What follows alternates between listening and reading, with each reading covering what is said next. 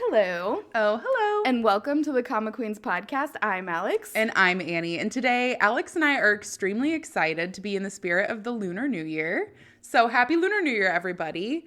If you are not already aware, it is the year of the snake. Yes, it is. So, with that inspiration, Alex and I very happily delved into some wonderful snake-themed stories. And we're going to be talking with you about them today. I'm really excited. I am too. I've got some really good stories to go through. I know. There were a lot to choose from. I do think, though, that you can't really go wrong with most any of them. Mm-hmm. But yeah, so go ahead and get us started. What's the first one you read? Okay, so the first one I read also is a checkbox on my New Year's resolution reads. I know, starting off strong. This is Disobey the Duke If You Dare. Now, he's not explicitly a snake, but he has a snake tail. Yeah. So he's just labeled as a monster, but he's a snake. We all know it. We all know it. He shifts into a snake form. He's the most beautiful snake man I have ever seen. He's my perfect male lead. Dark hair, dark eyes, dark skin. What more can you want, really? I love him. So this story starts off with Lily, and she has been married twice. And unfortunately for her husbands, both of them have died. I, for some reason, thought you were going to say unfortunately for her. Well, it is unfortunate for her, too, because people think she's cursed. Yeah. And she is getting married off to her third husband, and he is rumored to be a monster. Third time's the charm. Third time's the charm. Her dad is thinking, I'm going to sell my daughter to this monster because, I need money, and who cares about my daughter? He sounds great. Yeah, he's a piece of work. Mm-hmm. So Lily does get married to Vlad, who is the Duke, and she is not allowed to see his face. The rule, it says in the description, is that she's never allowed to see his face. I didn't count how many episodes this goes on, but it does not go on very long. Yeah. She very quickly is like, no, I'm going to see your face, please. And I love her because she is so strong. Mm-hmm. She is such a good female lead. And Vlad is just like the cutest. I absolutely adore him, and he absolutely adores Lily. Mm-hmm. And it is just a love story watching them grow together through an arranged marriage. And she ends up being happy with this marriage. They end up being happy together. She does have to deal with her father and her brothers. I know that we've talked about this. We made the joke that she has 3 brothers. She's the oldest. So it goes Lily, Crocus. Why the pause? Dandelion, and Antonio. Now, if you're going to have 4 kids and you're going to name one of them Crocus, I think he's going to be the villain. Was he the villain? He was the villain. That was the best take I'd ever heard. So I did read this one, I think in 2023. I had been reading this one from when it first came out. Yeah. On Manta. It was so good. I did really enjoy it. I honestly never put together. Sometimes the webcomics and the manhwa, they just have the craziest names. Yeah. So I read Crocus and just skipped right through. But you pointed it out. It's true. Yeah. I mean, on its own, you're like, okay, yeah, that's a name. But then you put it with the rest of the siblings, it stands out a little bit. Lily, Dandelion, Crocus. It's like you've really just doomed this poor man. Really, truly. So Crocus goes to kind of take stock and try and really make sure that they still have control over Lily. Mm-hmm. And Lily has come into her own. She is a very strong and confident in herself and her role as the Duchess now. And so she takes control of the situation. He ends up being in the dungeons for his slights against the Duke and the Duchess. And Vlad wants to kill him. And she is like, no, please let me deal with him. And so they use him as bait to get Lily's dad to come in. Mm-hmm. And then they use him as a hostage to get him to sign over the guild that he owns. So Lily is not from a noble family. She is a common-born person, but her father is in charge of a very powerful guild. And so that's why they're kind of, trying to go up in the ladder. Mm-hmm. And she just takes it from him. So I love the political drama of that. We get the prince and the princess come to visit them. And the princess I kind of love. She's very self-absorbed. All of her motives are to better herself and her stance. Mm-hmm. And she's trying to fight with her brother for the throne. Yeah. Her brother don't like him. Yeah. I've put him completely out of my mind. I remember the princess. Couldn't even tell you about the prince. Yeah, Marius. He tries to hit on Lily several times. He's like, you could come and be in my harem. And then when that doesn't work, he says, if you're looking for a fourth husband, I'm right here. Isn't this literally just to get under Vlad's skin, though? Yeah, they're all trying to get under Vlad's skin. So for a while, Vlad is very self-conscious, I would say. Mm-hmm. He thinks that he looks like a monster because when he looks in the mirror, he doesn't see him as a human, as the rest of us do, and doesn't see him as this beautiful man. He sees himself with horns, still beautiful, and his wings and his snake tail. Mm-hmm. So he just has trouble with that. He's very concerned that if Lily sees him in his true form, mm-hmm. that she is going to be scared of him, not want to be married anymore, and run away. And so he prevents her from seeing him like this for the longest time, and it really drives a wedge between them. And she very consistently keeps going back to him and proving, I'm going to stick with you. You don't have to be scared that just because you don't look like what you think is this handsome prince, that I'm going to run away. Yeah. And she does eventually see him in his snake form, and they do get intimate when he's in the snake form, and they're in a cave. As you are. Can honestly say, no. It happens in Winter Wolf, too, remember? It does. Yeah. Yeah, this does happen a lot in the webcomics for some reason. Yeah. But yeah, she saw him and she was not super afraid. No. She was just relieved to see him. Yeah. Because she loves him so much. They're really so sweet. They're so sweet. And then we find out, too, that he keeps talking about his first love. Mm-hmm. And he does this in a kind of roundabout way where he says, you remind me of my first love. Spoiler, it's her. He knows it, and she doesn't, but he wants her to remember on her own mm-hmm. that when he was young, he was told by his entire family, his mom and his dad and all of his siblings and everything like that he's a monster and he should have just not even been born. And so he's very lonely, he's very sad, and he is scared to be around people. Mm-hmm. And so he's in the woods, and there's a group of kids talking about a monster in the woods, and he knows it's him, so he's, sad about it. And then they all run away, and little Lily is there too, and she goes up to him and starts talking to him just mm-hmm. as if he's a normal person, and he is the cutest as a child. They both are. They're just adorable.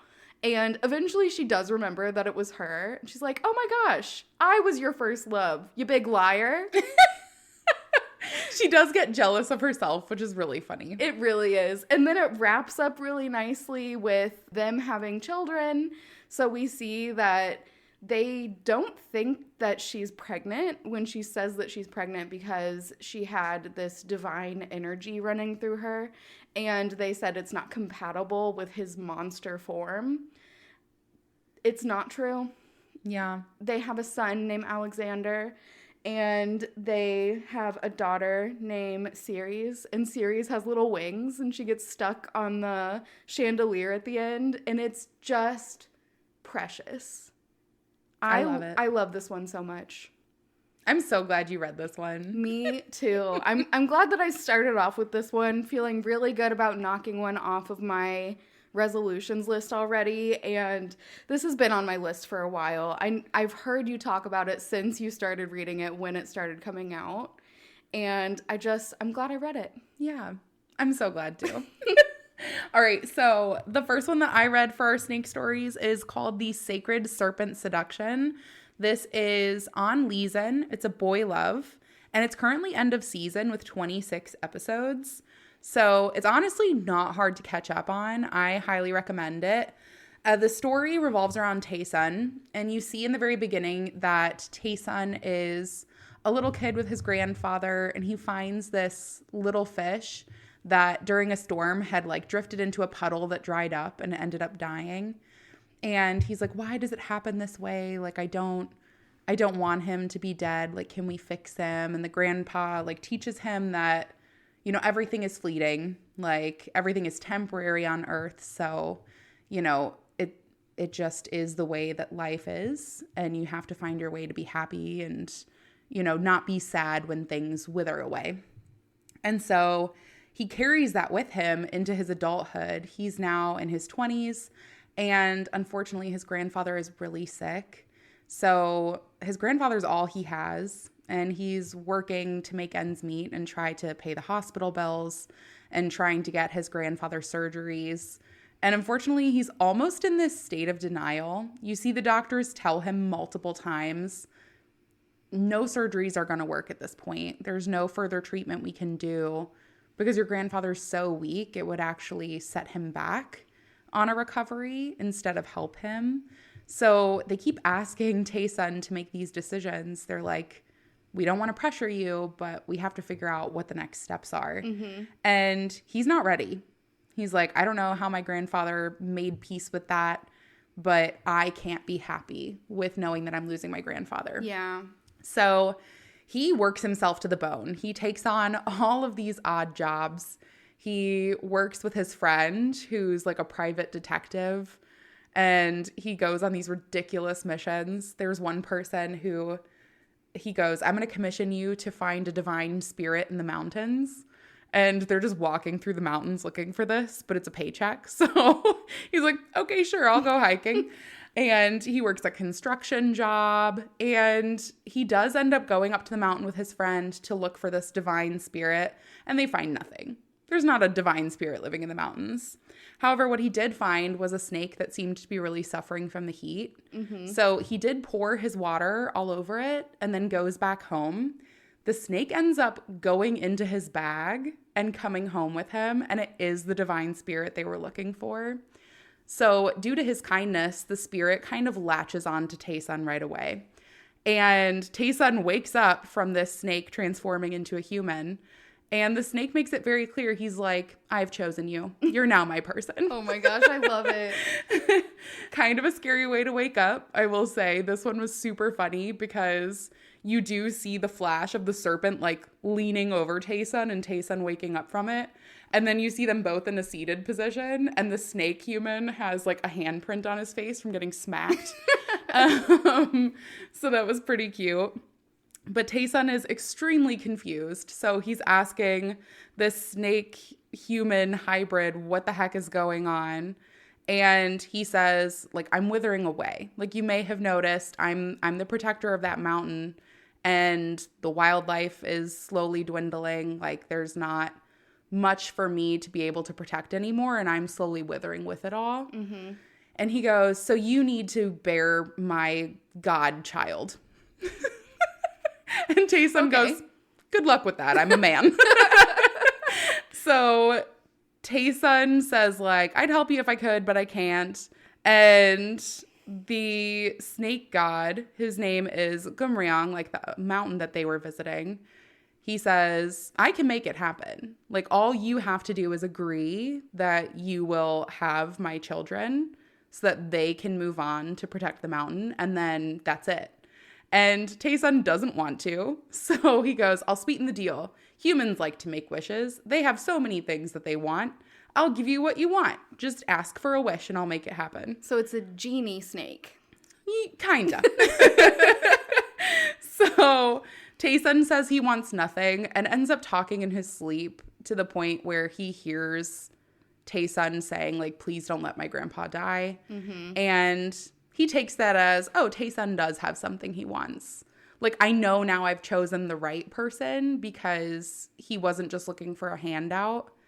And so I'm going to do this for him. Like, as long as he helps me, I'll help him. So they make an agreement. Gumryong says, if you agree to father my godchild, then your grandfather will be safe. I will help him get healthy. And so they do start this relationship. The two of them are very cute. Gumryong is very clingy and like attached to the hip of Taesun, who does find out that his friend is a little upset because he learns that he's supposed to be looking for a snake. And the snake's not going to be at the mountain anymore because he's at Taesun's house. So it does have like all of these complicated twists and turns. You do get to see Taesun's grandfather getting better and healthier. And there are a few different health scares and like bumps in the road for them. But his grandfather does end up making a full recovery. And so Taesun's like, I have to hold up my end of the bargain, I guess. Like, this god just helped me. Like, I have to help him back. And all the while, Taesun realizes just kind of how lonely he's been in general. So they become clingy kind of on each other. It's more of like a mutual relationship at this point. But at the end of the season, you see that there are people now who are trying to hunt down the divine creature of Mount Gumryong. And Taesun has also successfully he is now with child. Conceived. He's now conceived of the snake god's children. I mean, I bet they're going to be adorable. Oh my gosh, right? Yeah. I'm just so excited.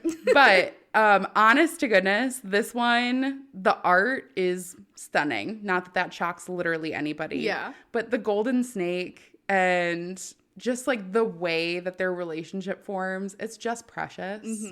I love them. Do they make the snake really cute? Yes. Yeah, I've noticed that the snakes in both of the series that I'm going to talk about that are remaining are very, very cute.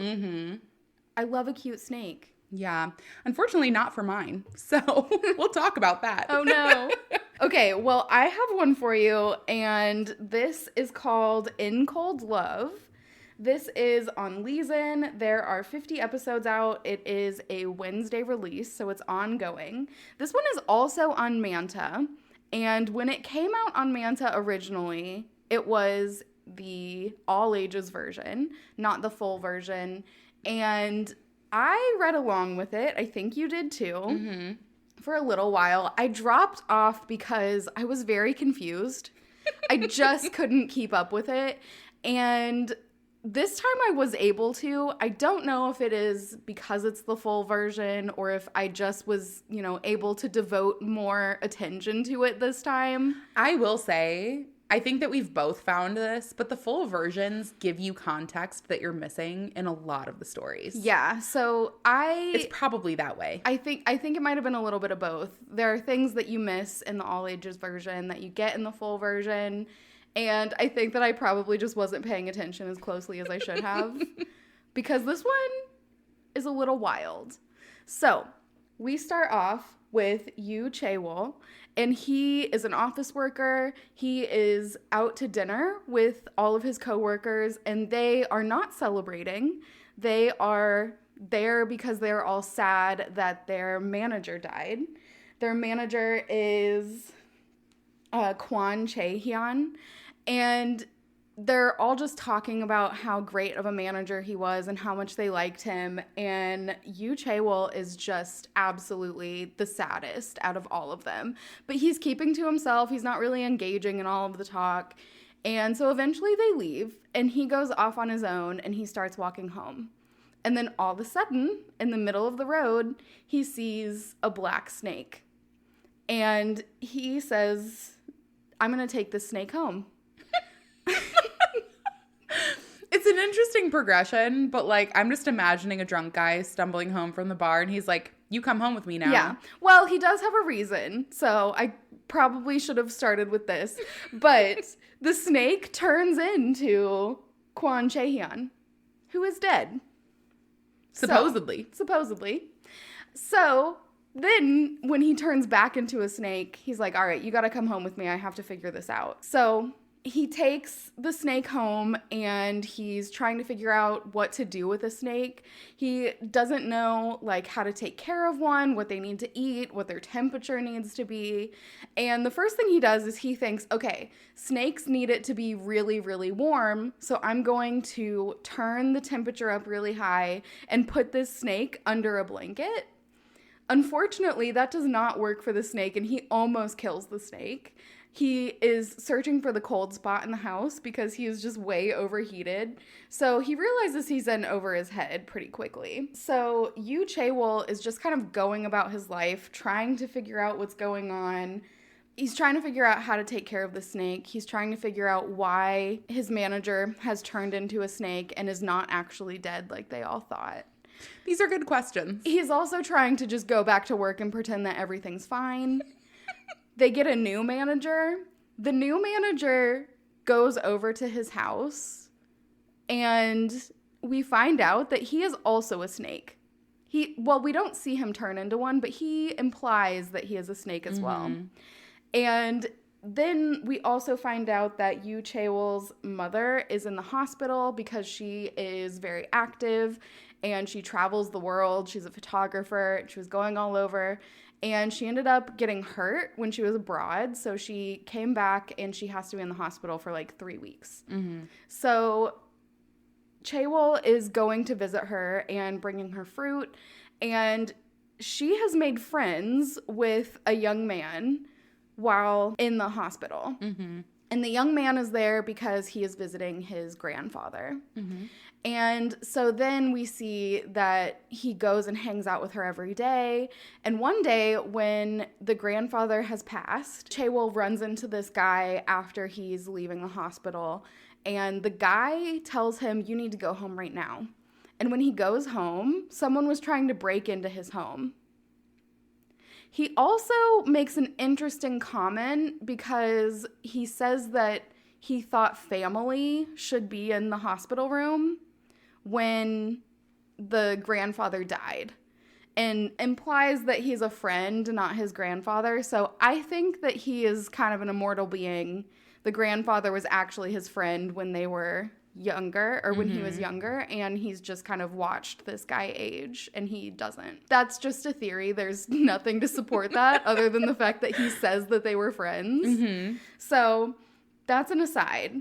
So we see that Chaewol's neighbor comes over too, and he is complaining about the noise because Chaewol and Chaehyun are making a lot of noise in the apartment. And he sees Chaehyun as a snake and gets super excited. He's like, oh my gosh, I love snakes. Are you feeding him these mice? Can I help? And finds out that he doesn't actually have mice to feed him. So he starts calling his friend and he's like, I'm going to get you the right kind of mice and I'm going to help you take care of the snake because he's beautiful. And you suck. And you suck at taking care of snakes.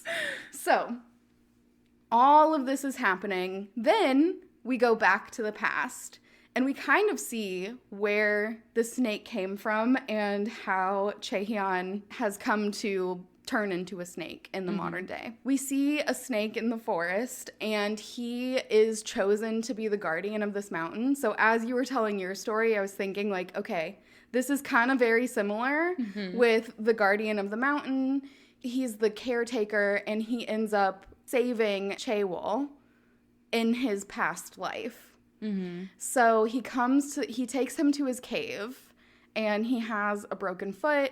He helps him fix it up and feeds him while they're staying in this cave because it's pouring down rain. And also a cave leave. Experience, like Disobey the Duke. Oh yeah, there is a cave experience. So all the caves, they've been in this cave for like 3 days and it's been pouring the whole time, so they can't leave. Eventually, Chaehyun is like, all right, I'm just going to carry you home. So he carries him home. He is a nobleman. And so he goes to stay in his room. And then he discovers that Chaehyun can turn into a snake. He's like, all right, I want you to stay with me. So you just, anytime people come, you turn into a snake. So he does. A very, very cute snake. As one should be. He can grow and shrink in size. It's super, super cute. The tiny version of him, adorable. I love it. So they end up falling in love, the two of them. They spend so much time together, and they are just like truly in love. And Chae Hyun gets a message from, like, I don't know, God maybe. Who is it? He's just texting. Who dis? Who dis? New number, who dis? So he gets a message that says that he needs to kill Chaewol. And he's like, I'm not going to do that. I love him. I know that I need to do this in order to save the mountain, but I'm not going to. Mm-hmm. So he doesn't do it, and he ends up getting Chaewol sick, and the crops on the mountain are not growing. So things are kind of taking a turn for the worse because Chae Hyun did not do his duty and didn't kill Chaewol.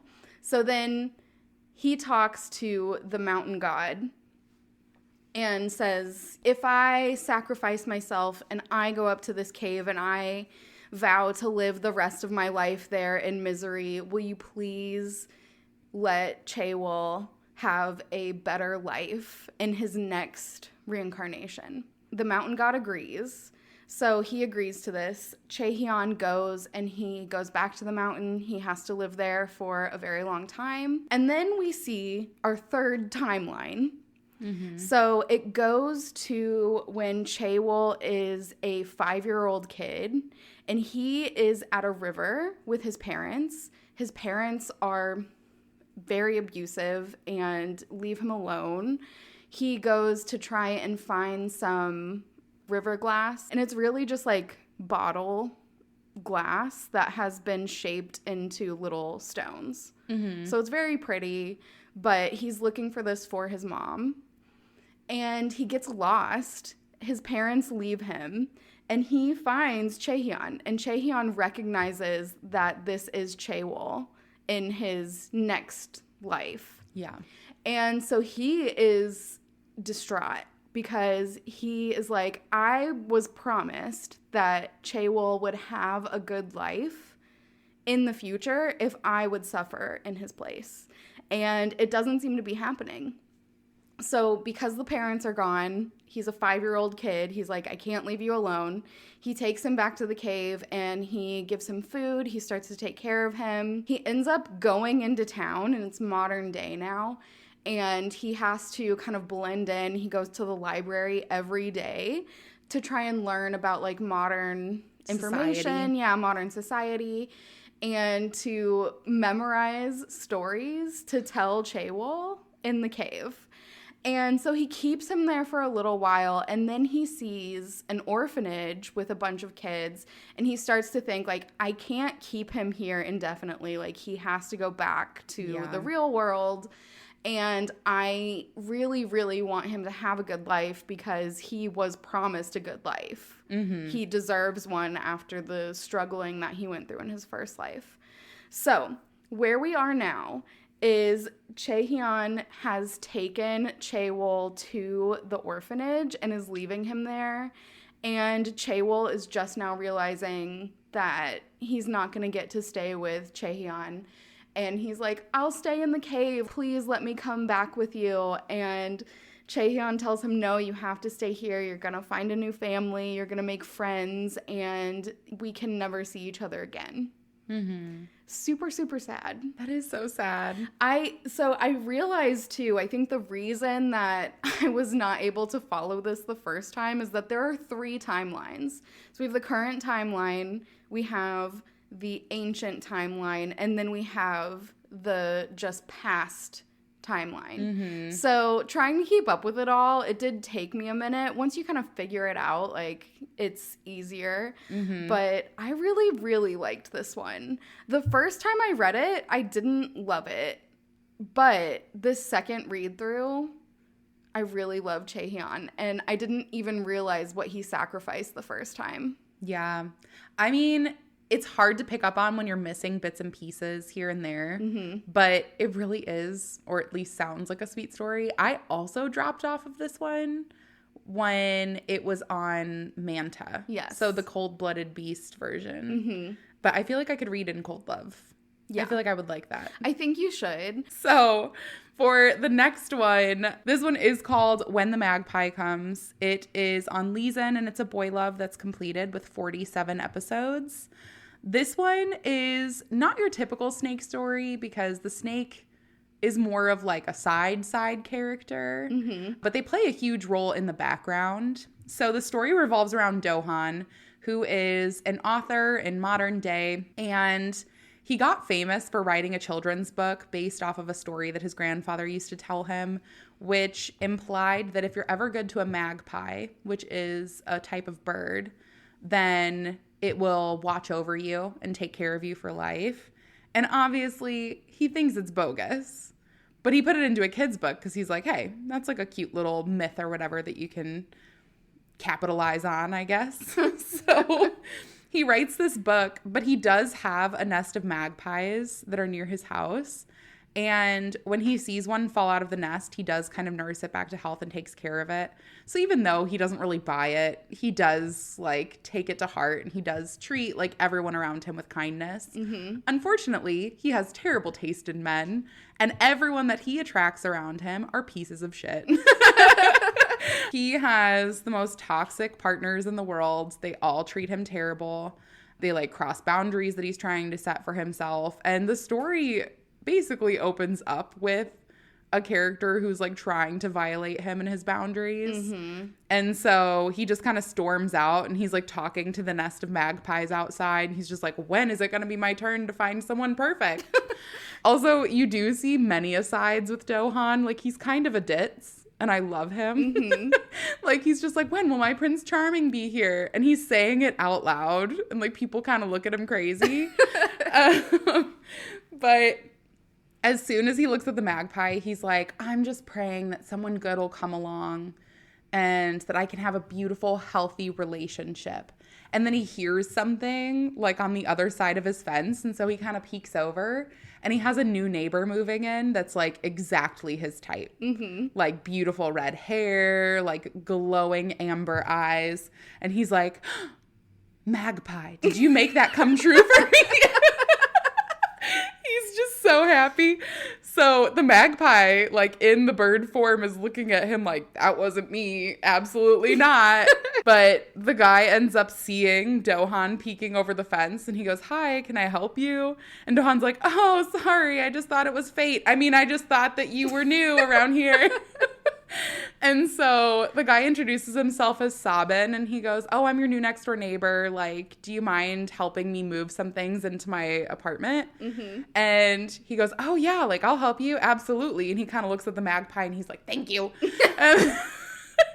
And he runs on over to help Sabin move into his new place. Well, anyways, Sabin has this very interesting vase with him. It has a lot of these seals, the ones that you would see from like a shaman or something, all across it. And you do see the magpie's perspective, where the magpie sees Sabin as a snake. And he goes, automatically, like, something's wrong, and the magpie is really upset. So Sabin also takes note of the magpie. And you learn that historically, the reason that Dohan has these magpie around him is because in his past life, he is the descendant of a man who ended up protecting this ancient being that had taken a magpie form from a serpent god who was trying to kill him. And Sabin is somehow related to the reincarnation of this snake. And the magpie that keeps protecting Dohan is the reincarnation of this magpie god. So it's kind of a love triangle. But Dohan is so stinking lovable. It's great. He also, again, has such terrible taste in men that he continues to go after Sabin. Even though Sabin is like scheming in the background and also kind of treats him like shit, he is so easy to like play around with his emotions that Sabin just has to say something like, oh, sorry, I did that.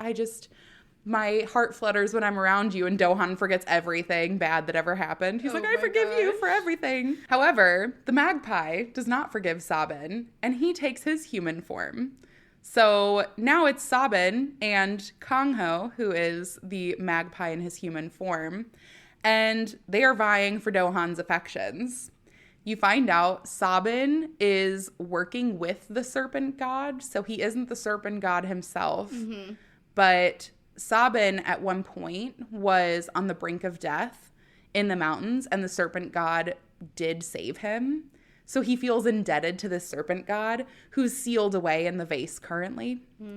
And so the way he is supposed to exact his revenge and show the Serpent God how much he cares is to kill the human who had shot him with an arrow. Sabin, however, starts to get conflicting feelings because though the Serpent God saved him, he's very demanding, and something about Dohan is very lovable.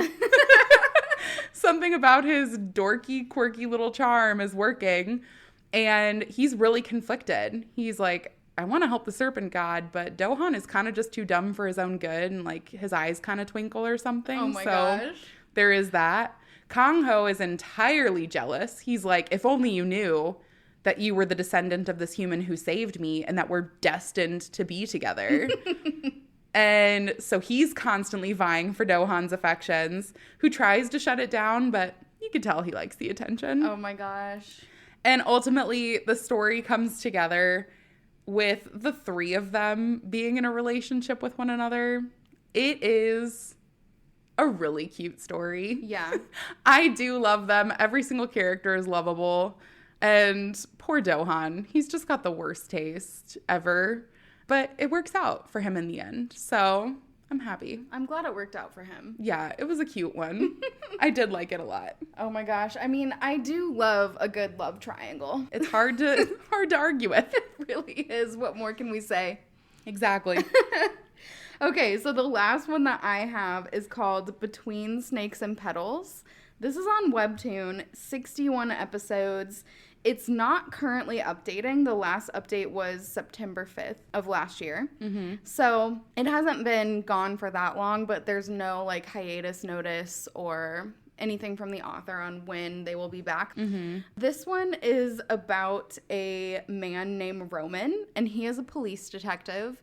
And he starts off going to the house of a witch. He is a witch, but also has a snake familiar. So he kind of is a snake. He kind of is a witch. He's got a pet snake who's adorable. Aww. It's another one that can change sizes all of the time. And the reason that he goes to Caronte is that he needs to find out where this woman and her daughter are. And if he can find them in the spirit world, then that means they are no longer in the real world. And he will be able to know what they're looking for or ask them, where are your bodies? And if they're not there, then he knows that they need to find them alive. Yeah. So turns out they find the mother there, but not the daughter. And the mother helps them find the daughter in this abandoned house. And so they're able to save her and move on. So Roman ends up going to Caronte to help him with all of these cases after this. And the rest of the people on the force are like, why do you bring him along? What is going on? Why is this random man here with us? You know what that reminds me of is like all of the TV shows where they have like a police officer or a detective and they bring around like the unsuspecting person. It's like I watched Castle. Did you ever see this show? I have heard of it. I never saw it. So like you have the female detective who takes everything super seriously. And the person tagging along with her is a writer who's just looking for material for his crime stories. Oh my gosh. So he ends up like using his influence to schmooze, and like he follows around to all these like crime scenes. I love it. But it reminds me of those shows, which I love. Yeah. It is kind of like one of the police detective dynamic duo shows where they just start to realize that they have feelings for each other. They're still doing these police cases. There's one really funny moment where the snake, who is always with them, and Roman has said, okay, if your snake is with us, then it needs to be, the snake's name is Ophidia. So if Ophidia is with us, then she needs to be very small because she has to stay hidden. People will be concerned if they just see a giant snake running around. And so at one point, one of the other police officers does see the snake. What? You said see the snake running around, and I just pictured a snake. A snake with two legs, just like running. Yeah. That would be concerning. That would be concerning. You're right. No, they're not worried about a snake actually running around. Okay. But they are worried about people seeing the snake and being concerned.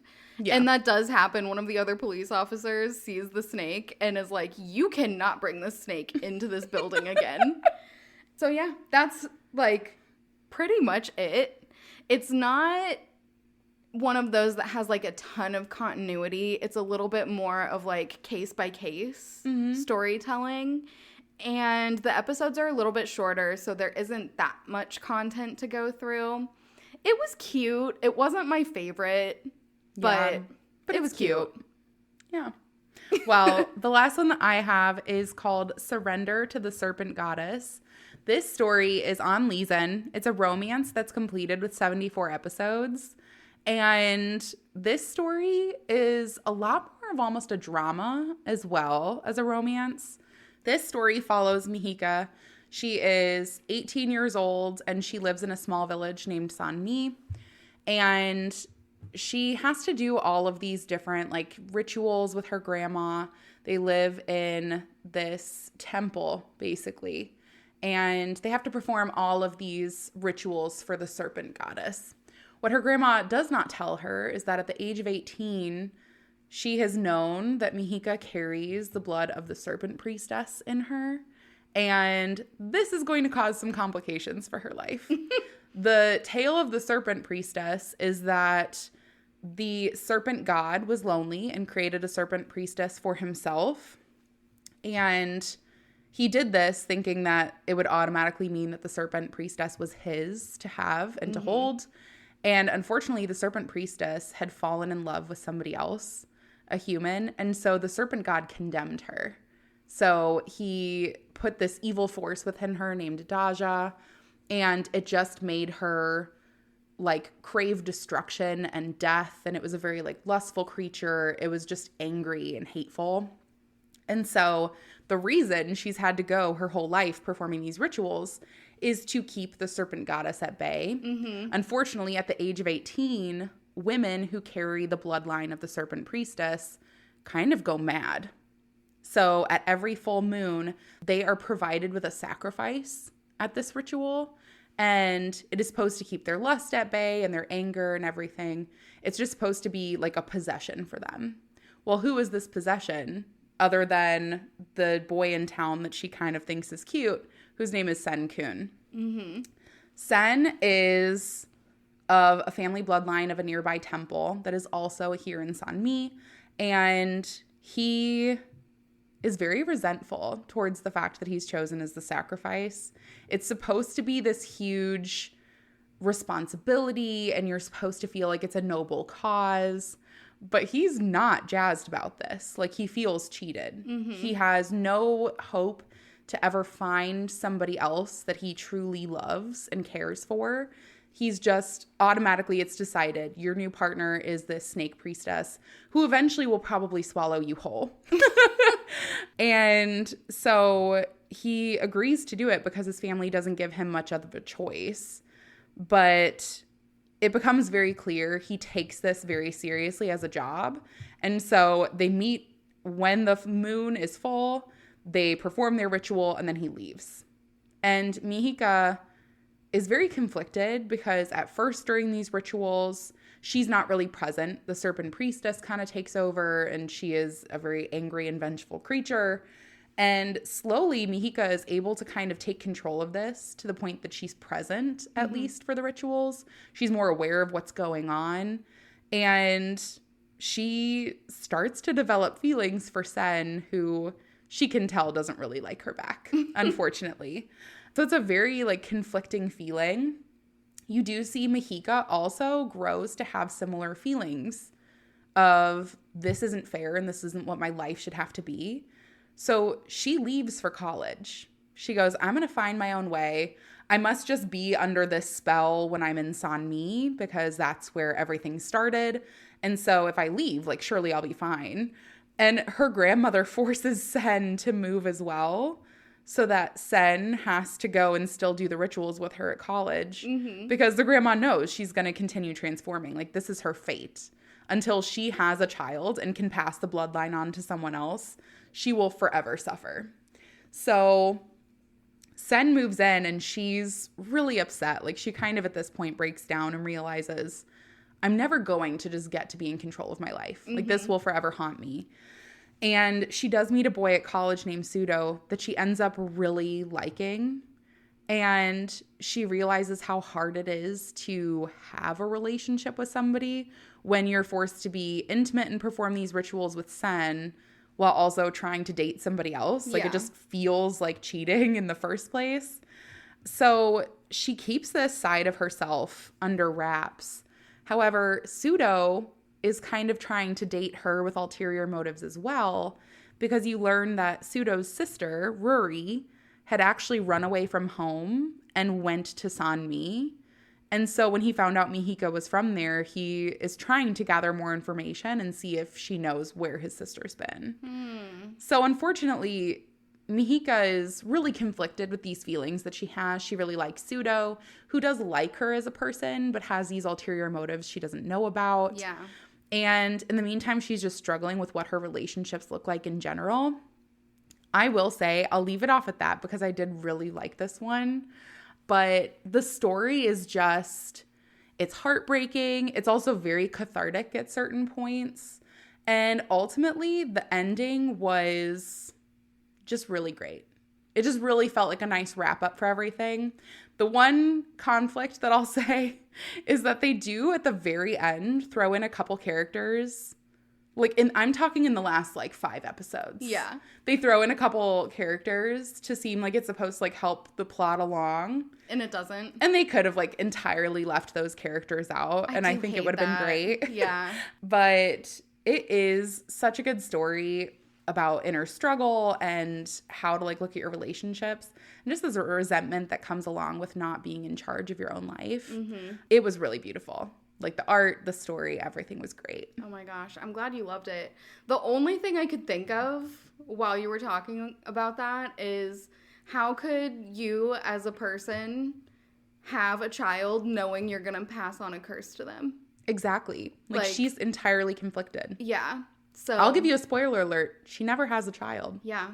Well, I wouldn't either. Yeah, like, that was a very early on decision. She was like, I can't do that to somebody else. Yeah. Like, this curse dies with me. Yeah. But at the same time, they were like, does the curse really die with you? Because it's a goddess. Like, she's not going to die. There will be another way for her to reincarnate. But the ambiguous ending leads you to believe that it dies with her. Yeah. So it is very cathartic. But I loved it. It was super great. So highly recommend it.